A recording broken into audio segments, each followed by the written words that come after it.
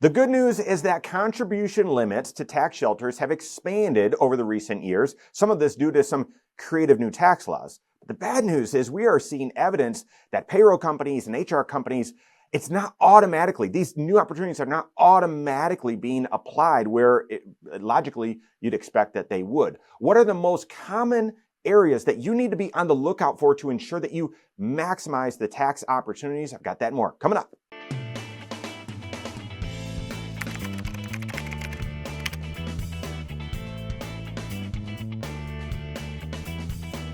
Tax laws have changed significantly over the past few years. I bring this up all the time, and it's easy to complain about, and yet also a lot of these tax law changes have resulted in new tax opportunities where you're able to stuff more dollars into tax shelters, and ultimately there's been a lot of good things.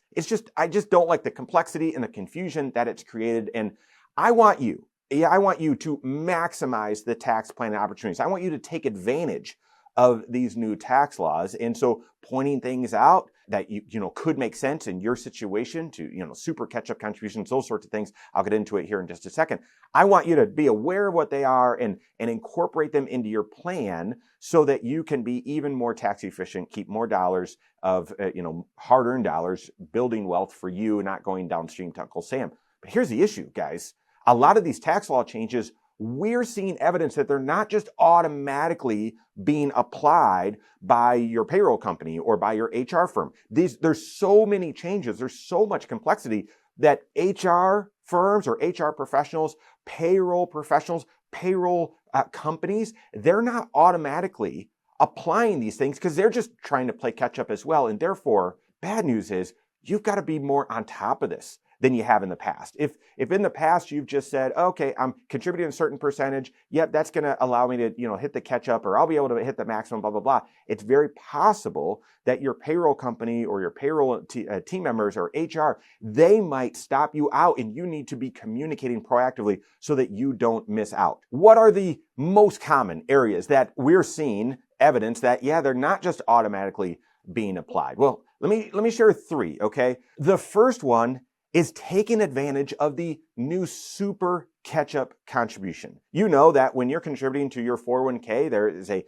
contribution limit that you get that maxed out on, right? It was $23,500 in 2025. It's $24,500 in 2026. That's the contribution limit. In the year you turn age 50, you're able to do a catch-up contribution above and beyond that, okay? And it used to be $7,500.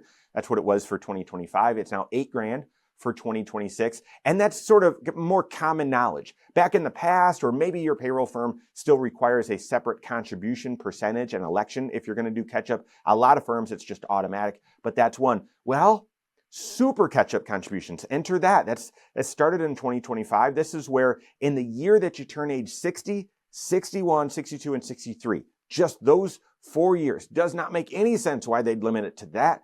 But that's it. The year you turn age 60, 61, 62, 63, instead of doing the normal catch-up contribution of what's now $8,000, you can do a super catch-up, which is $11,250. Well, guys, we are seeing it in some instances where some individuals that are in that age band where they're contributing last year in 2025, they contributed a percentage that should have allowed them to reach and maximize that super catch-up, but their payroll company stopped them at the normal catch-up, at the $7,500 last year in 2025, instead of the $11,250. Even though we had done everything, we had set everything up, it was supposed to hit the super catch-up, and they were stopped short of that. This was alarming and very frustrating.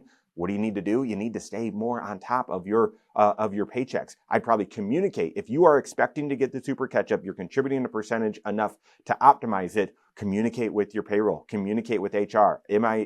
Will I automatically just continue on and reach that $11,250 max? And then, even if they say yes, and then in October, November, December, your last few paychecks, take a look and make sure that you didn't get stopped out at a lower amount. That's the first one. A second one that for many people is not on autopilot. I did a video about this just a few weeks ago, and that is not a new opportunity for contributing more, like the super catch-up. This is one of the rare and few restrictions that have come with some of the new tax laws over the past few years, and that is the mandatory Roth catch-up if you earn over a certain amount, and that certain amount is over $150,000 of wages, of Medicare wages, of gross wages from the employer that you're contributing to their 401k or 403b the prior year. So in 2025, if you have a 401k and you made more than $150,000 of gross income from that employer in 2025, and you're doing a catch-up contribution in 2026, that catch-up has to go Roth. Well, here's the surprising thing. If it has to go Roth, you'd assume, well, they're just going to force that. Like I don't need to do anything. They're just going to do it. They're not. For many, and it seems like, even though it's really early, it seems like for most companies, you have to go in and make that change. They're not just automatically going to make that change for you. Coincidentally, for the individual where the company, his payroll company, didn't allow him to get the super catch-up, when we asked them, okay, wait a second, now for the catch-up moving forward in 2026, we've got to do Roth for catch-up. How do we make that change? And they replied and said, oh, we'll automatically take care of that. Well, if they're automatically going to take care of that, why don't you automatically take care of the super catch-up? But we've heard from a lot of companies, a lot of individuals where they've said, no, they're not automatically going to make the catch-up Roth, even though it's mandatory. You've got to go in and make that election. They're going to send you warnings. They're going to send you, reminders, but you've got to go in and make that change. So make sure that if that applies to you, that you do that. Well, again, what's that? Who does this apply to? You've got to be doing catch-up contributions. That's one. And then two, you had to have made over $150,000 in wages from your employer in the previous year. That's 2025. So those are the two most common to be aware of, and those are new. But then the third I'd point out as a very common one that from year to year people think, oh, I thought I was maxing that out and realized they weren't. And that's the HSA. If you have a qualifying high deductible health plan where you're eligible to contribute to your HSA, you know that those contribution limits change every single year, and they change by very small increments, $100 or very obscure amounts. And so from one year to the next, we see it all the time where people just assume, well, I maxed out last year, they're going to max me out again. No. And you end up contributing for this year. You contribute last year's maximum and you miss out on a little bit more that you could have done this year to hit the maximum. For 2026, for folks on single health plans, $4,400 is the maximum HSA contribution. For family coverage or more than just self only, $8,750. Age 55 and older, you can do an extra $1,000 for catch-up. So take a look at your paycheck, make sure that you're on track to max that out. Also be aware that with the HSA, an employer contribution does count towards those contribution limits, versus with a 401k, an employer match does not count towards your contribution limit. So it's a little bit confusing there. And so that's sort of my gripe when it comes to all these tax law changes. Ultimately, many of them do create more opportunities, but it creates so much confusion.